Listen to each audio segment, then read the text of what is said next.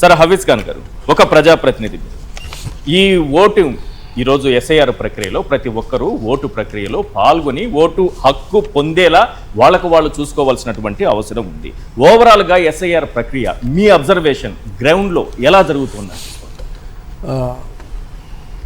ముందుగా మీకు నమస్కారం విశ్వ గారు, ప్యానెల్ సభ్యులకు, ప్రేక్షకులకు అందరికీ కూడా నమస్కారం. నిజంగా చెప్పాలంటే ఇది ఒక మంచి కార్యక్రమం మీరు పెట్టారు.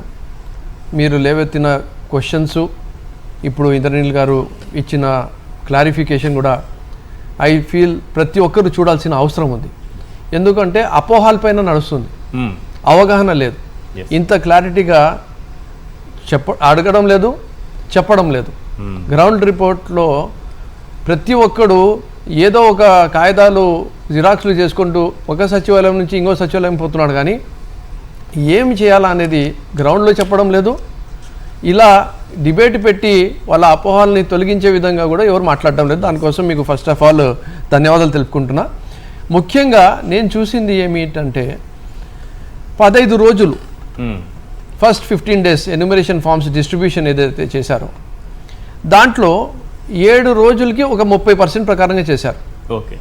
సో ఫస్ట్ 15 daysలో around 60% of enumeration forms distribution జరిగింది అని చెప్పి సాక్షాత్తు ఎలక్షన్ కమిషన్ వాళ్ళ రిపోర్ట్స్లో చెప్పింది. 15 days తర్వాత ఒక రోజులో 30% మేము డిస్ట్రిబ్యూషన్ చేసేసామని చెప్పేశారు. అంటే 60% నుంచి 90%కి వెళ్ళిపోయింది. ఓకే.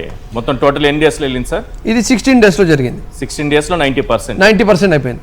అంటే 15 రోజుల్లో 60% అయితే 16th డేనే 90% ఎట్లా కంప్లీట్ అవుతుంది? ఇది జరగగలుగుతుందా? దీంట్లో కొన్ని మాకు సందేహాలు ఉన్నాయి, దీంట్లో కొన్ని మాకు ప్రశ్నలు ఉన్నాయి చెప్పి సాక్షాత్తు నేను, నాతో పాటు మా వైఎస్ఆర్ కాంగ్రెస్ పార్టీ ఎమ్మెల్సీలు ఇసాక్ గారు, రూలా గారు కూడా పోయి మనం స్టేట్ ఎలక్షన్ కమిషన్ గారితో కూడా కలవడం జరిగింది. ఓకే సార్, మీరు 90% అయిపోయిందని చెప్తున్నారు, నేను నా నియోజకవర్గం గురించి చెప్తాను, ఇసాక్ గారు ఆయన నియోజకవర్గం గురించి చెప్తారు.